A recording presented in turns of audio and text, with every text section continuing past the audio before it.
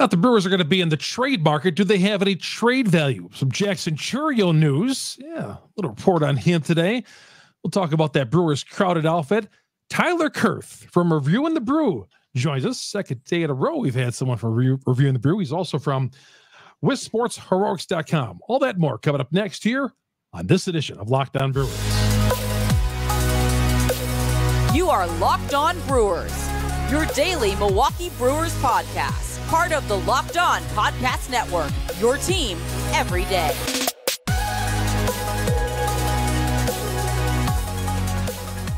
And it's great to have you along here on a cold Wisconsin night. We're here to warm you up here with some Brewers baseball talk. My name is Chuck Freeman, first-year host of Locked On Brewers, longtime sportscaster here in the state of Wisconsin.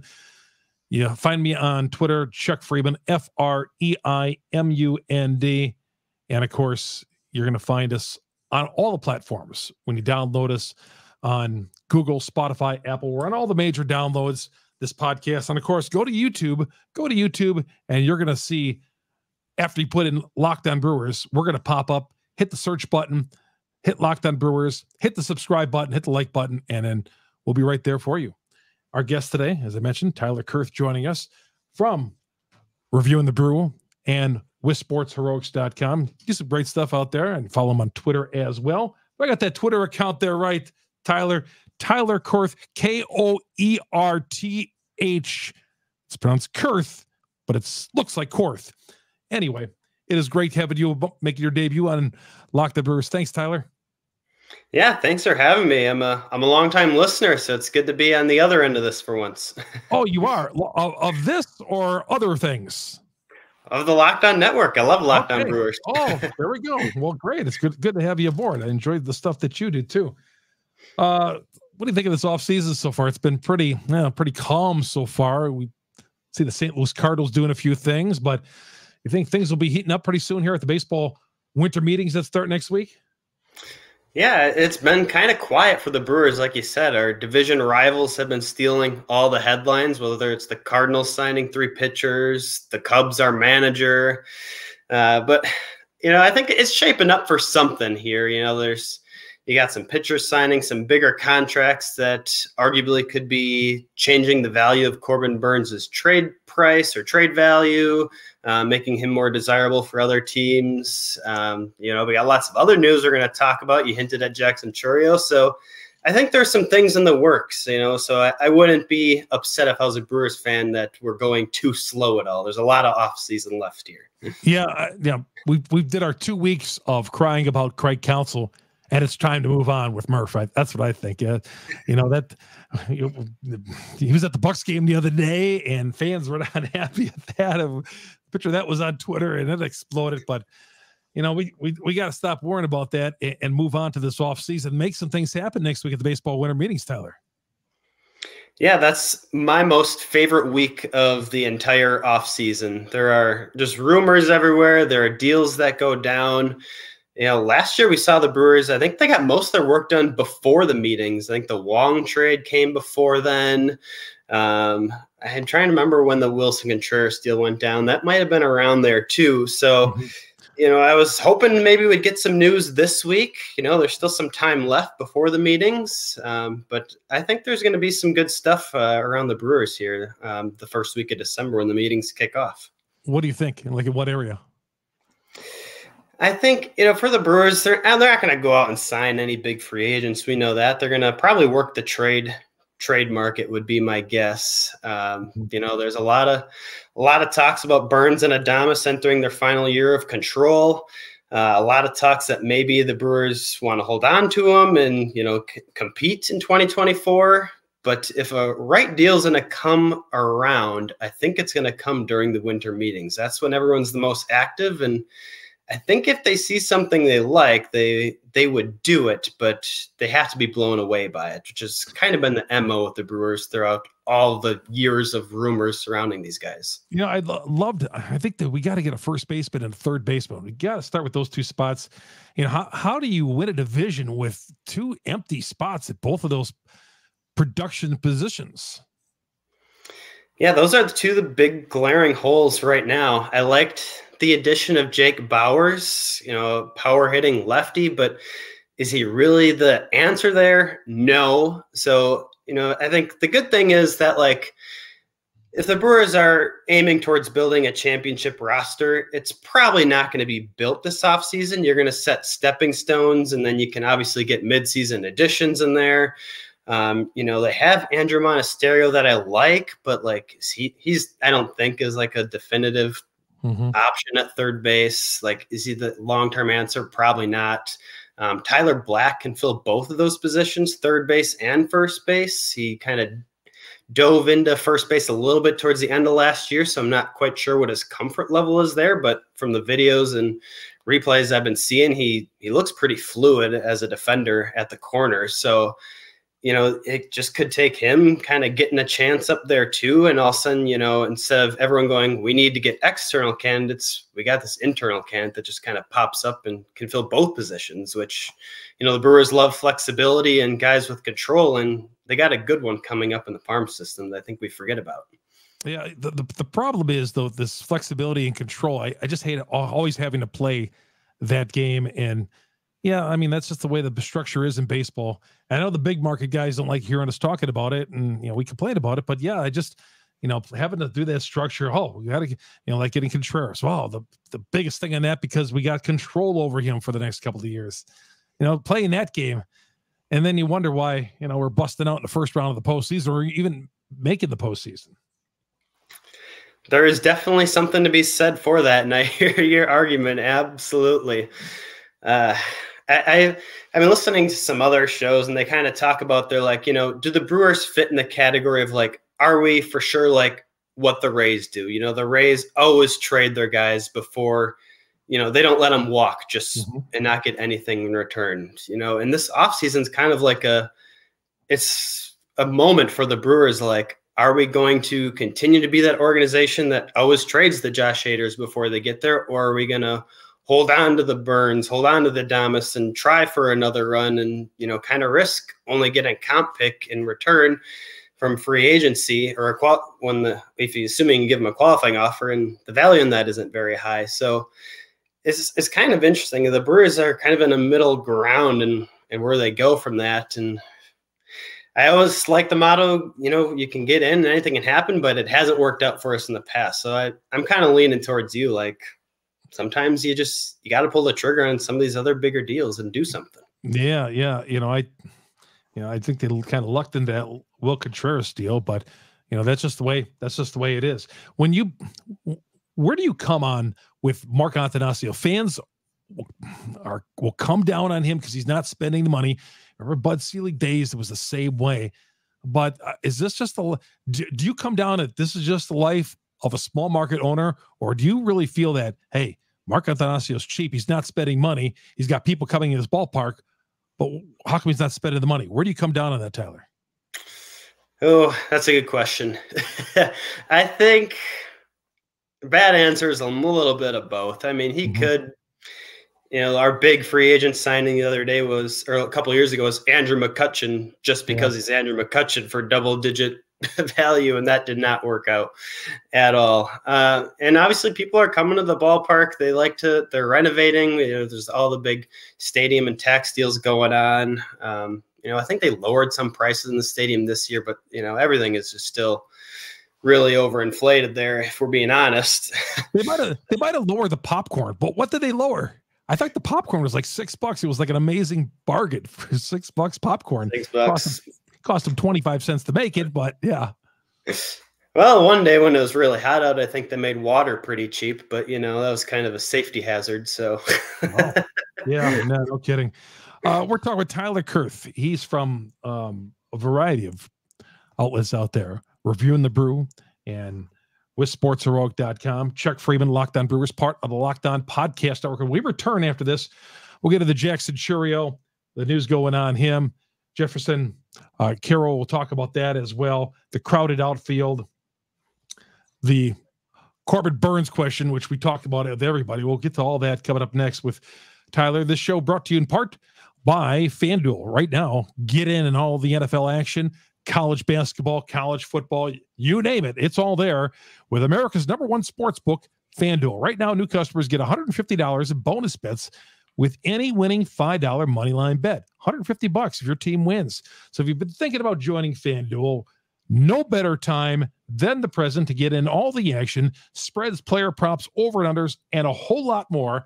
The app is very easy to use. There's a wide range of betting options, including all those, and the live betting is something that's really, really cool. So what you want to do is go to FanDuel right now and check it out. Go to their website, check it out, and see if it's for you. And no doubt it is. But if you're wanting to get into the game, this is the time. This is the time to get into the game. $150 in bonus bets with any winning $5 money line bet. So visit FanDuel.com/lockedon. Kick off the NFL season. We're in the meat of the season right now. But, you got all these conference title games coming up this weekend. Get in. FanDuel, the official partner of the NFL. Chuck Freeman, Locked On Brewers, part of the Locked On Podcast Network. We are your team every day. We'll come back with more after this. Welcome back to Locked On Brewers. Chuck Freeman, Tyler Koerth joining us right now. Locked On Brewers. What do you think of that news that came down with Jackson Churio? It sounds like they want to throw some money his way, according to Ken Rosenthal. Yeah, it was an interesting report from Ken. Like you were saying, they're thinking about offering Jackson Churio, who turns 20 years old later this spring, perhaps the largest contract ever of a player who hasn't made his MLB debut yet. So there are 5 players that it's happened to in the past. Churio would be the 6th if it does indeed happen. And they're saying it would be the largest contract in history. So right now, Luis Roberts has it at 6 years, $50 million. So you're thinking something, obviously, either more years and more money than that. So yeah, it's interesting because you kind of got to think about it from a player's perspective and an organization's perspective. From Jackson Churio's standpoint, I mean, he's a kid coming from Venezuela. You're getting some guaranteed money. It allows you to maybe play a little bit more relaxed. Obviously, you have that kind of financial lockdown. You don't have to worry about it for, the next 5 to 10 years, depending on however long this goes for. And then from the Brewers business side, it's, you don't really have to worry about, service time manipulation. You don't have to worry about hurt feelings and arbitration 3 to 4 years from now.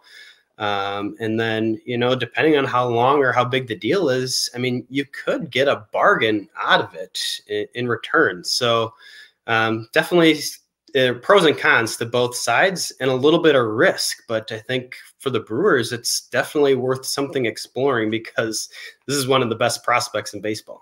I always hold my breath when the Brewers want to do something out of the box like this, though. I'm like, oh boy, how's this going to turn out? You know what I'm saying? Yeah. It hasn't, necessarily panned out well for some of the other guys like Eloy Jimenez, Luis Roberts. John Singleton was, I think, the first person to do it with the Astros way back when. So, there's an argument too, like, why not just wait for him to make his MLB debut and then, kind of see a little bit what you got? Yeah. Which I get, the Diamondbacks kind of did that with Corbin Carroll, Mariners, Julio Rodriguez, but those guys got some bigger contracts. Obviously, Rodriguez won Rookie of the Year before signing the contract. Carroll signed as being the favorite to sign it before this year. But both of those guys are over $100 million in their deals. So technically doing it before, spring training or before regular season, it would be the best time to do this offseason from a financial perspective, I guess is what I'm getting at. Do you see him making the opening day roster, winning a spot in spring training, and because there's already a crowded outfield spot, but do you see that happening? Before Ken Rosenthal reported this today, I would have said no. I would have said, he just got his feet wet in AAA last year. They're going to take their time with him, let him get some at-bats underneath his belt, and if the time comes, then they'll call him up. But I think if he signs a deal this offseason, he's on the opening day roster next spring. Think so. Okay. And a starter? I mean, you kind of have to if you're paying the guy. You're going to have to, yeah. But then who gets budged out? You're going to trade somebody? It's a good question. There's been talks of, Yelich going to the DH for years. his throwing arm improved last year. It's still not great. Defensively, he makes some decent plays, but he's not the Gold Glover he used to be. So sliding him over to DH. I've seen fans who want to move Yelich over to first base, thinking like the Phillies did it with Harper, so why not Yelich? I don't know. We tried Ryan Braun there for several years, and it never really worked. It could work with Yelich, but I wouldn't hold my breath. So it's a lot harder transition, I think, than people make it out to be. I can see that, but you got so many guys. I mean, and Tyrone Taylor, how does he fit into all this? Yeah, Tyrone Taylor next year is even more difficult to think about the possibility of keeping him on a roster all year round. I mean, they kind of worked around a lot of IL time and a lot of rehab assignments last summer with his elbow injury. So he kind of bought a season that year by missing a bunch of time and then kind of coming off strong at the end of the year. But I think he's one of those players who's definitely on the bubble. Obviously, they tendered him a contract here at the non-tender deadline a couple weeks ago, but there's a good chance he could not make it out of spring. I wouldn't be surprised. Yeah, I mean, cheap. They tendered a big deal, as you said there, but I see him basically as a bat off the bench. Frelick, who would you have as your starting outfield right now? What do you think it's going to be? Let's go. Assuming Churio signs a deal in no particular order, I would give it to Frelick, Mitchell, and Churio. Okay, and then you move Yelich to first, or would you trade him? Would you trade him and maybe eat some of that salary? I would put him at the DH spot. That's what I would do. I'd move him out of the outfield, keep him in the lineup. He's good. Obviously gives you a good professional at bat at the top, kind of carved his way as a leadoff hitter.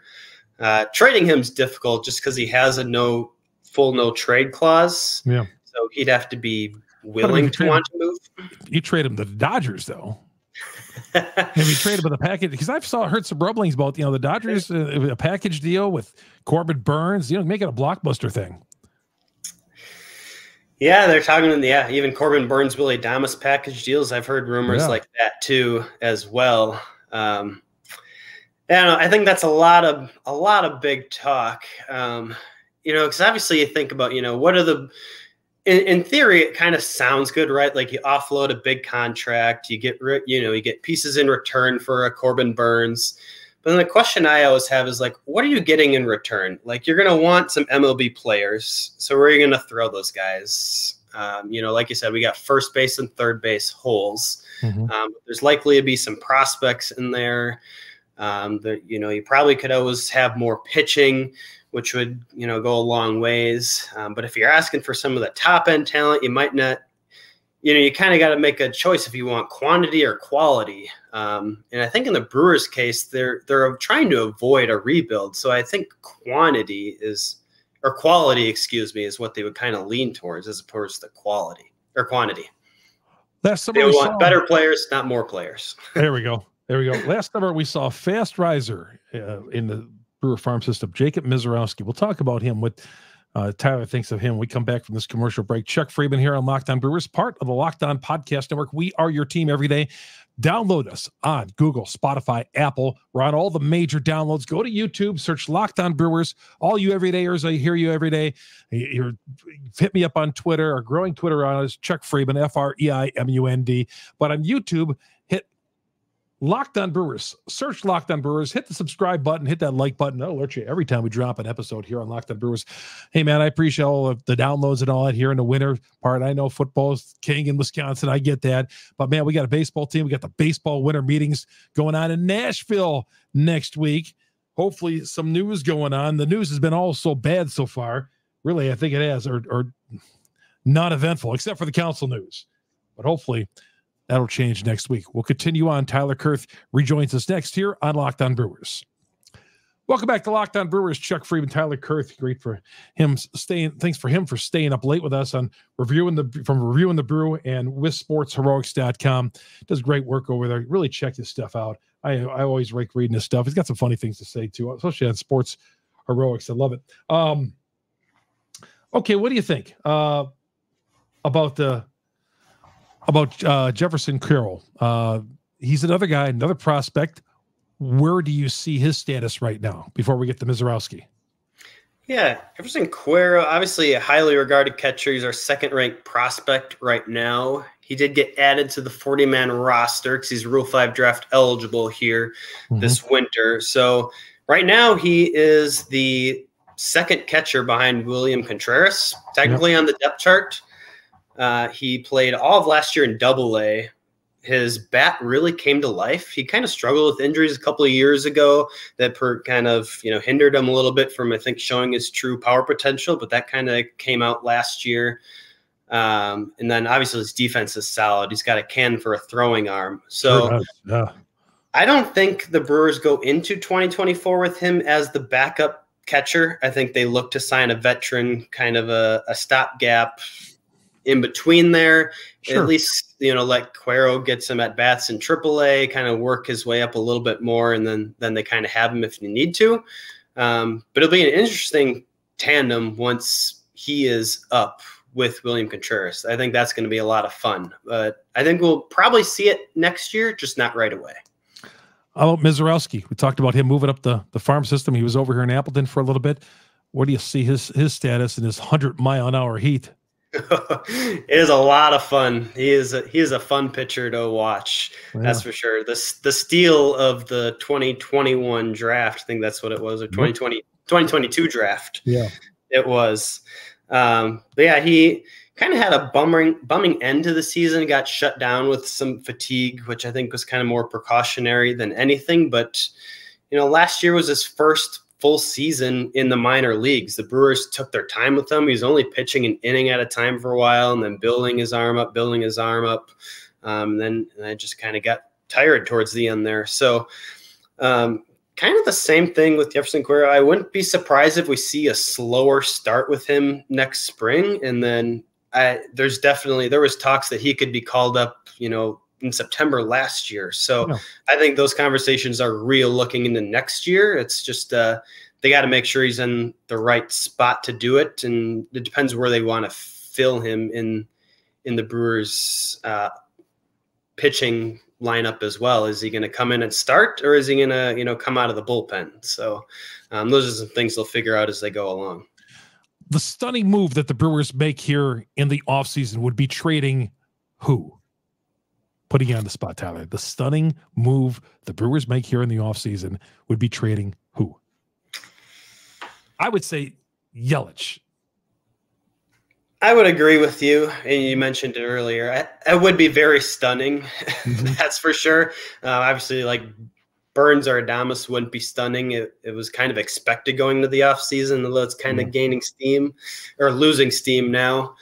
If I had to pick someone else besides Yelich, that'd be – I think maybe I would pick like a Joey Wiemer, or I'd say Joey Wiemer actually. We kind of talked about the crowded outfield situation. Yeah. He plays a okay defense, guy with good arm, but he strikes out a lot. The bat was very inconsistent. I would kind of like to see them use him as some trade leverage. The Blue Jays got a guy in Alek Manoah who I'd love to see the Brewers kind of throw an offer at. I think Joey Wiemer could be a centerpiece for that, especially because the Blue Jays need outfielders. I think he would generate a lot of interest around the league as well, too. So I'd go Joey Wiemer for that one. See, I think somebody from that outfield, some young guy. I don't think Frelick, I don't think Mitchell, but I think Wiemer, somebody's going to get dealt from that somebody from this young core could get dealt. I don't know who just yet. There's a couple, I think. Well, is Frelick untouchable to you? I think yes. I like Frelick more than Mitchell in my biased opinion. I like his contact. I like his speed. And obviously Mitchell is kind of both of those too, but I think his strikeout rate's a little bit higher. I just love the way Frelick plays to get dirty. He's not afraid to put his body on the line. I love everything he's about. He's the baseball player I wanted to be, so I'd put him untouchable. Well, I put on Twitter that, there was a report a couple of weeks ago that nobody was untouchable, And I'd say I'd trade Frelick if the right thing. Oh my gosh. I got destroyed. I got destroyed, Tyler. So I won't ask you because you don't want to trade him, obviously, because you like him. But I mean, I like him too. I'm just saying if the right deal came along, who knows? Hey, thanks a lot for coming on.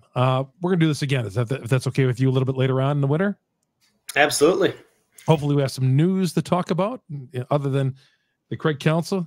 Have you gotten over the council news like we were talking about earlier? Have you recovered and moved on? I think I have, but I'm sure my body will still go numb the first time I see him opposing us when we play the Cubs. So it'll all come back. You think he'll get booed coming out of the Cubs dugout? I think there are going to be boos for sure. There's no doubt about it. Read his stuff, Reviewing the Brew, Wissportsheroics.com. 2 different spots. And of course, follow him on Twitter. If you're listening to us and not watching on YouTube, you should be watching us. But if you're listening to us on the various spots, go to Tyler Koerth, TYLERKOERTH.